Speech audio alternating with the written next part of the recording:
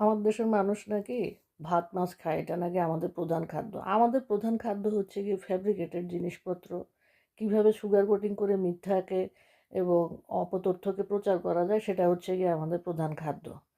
একটা লোক ঈদের নামাজের মধ্যে লোক ভাড়া করে নিয়ে আসছে, স্যার আপনি দালালদের কথা শুনবেন না। কত বড় বদমাইশ এবং বাটপার একটা মানুষ হতে পারে।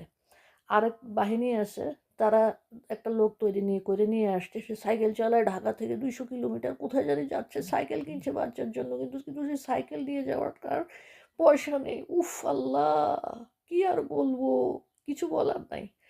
আরেক খাটাস, ও জুলাই যোদ্ধাদের শহীদ পরিবারের মধ্যে, আহত পরিবারের মধ্যে মাংস বিলি করছে বৃষ্টিতে ভিজে ভিজে, হেঁটে হেঁটে মাংস বিলি করছে, সেটা আমরা দেখছি, সবাই ঝাঁপিয়ে পড়ছি ভাই ভাই বলে।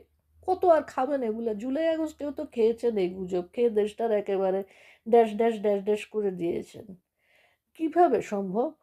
আর ওই যে জুলাই যোদ্ধা, শেরপুরে 44 লক্ষ টাকার চেক বিতরণ করা হয়েছে জুলাই যোদ্ধাদের আহত পরিবারের মধ্যে।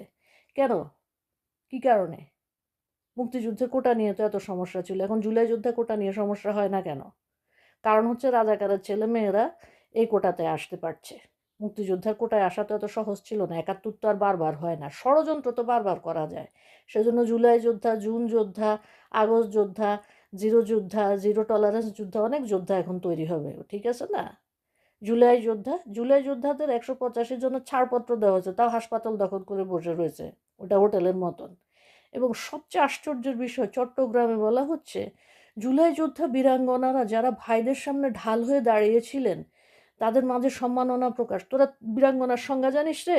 জুলাই যোদ্ধা এত বড় ইতর, তোরা এত বড় ইতর, এত বাটপার তোরা, তোদের বাটপারের কোনো সীমা পরিসীমা নাই।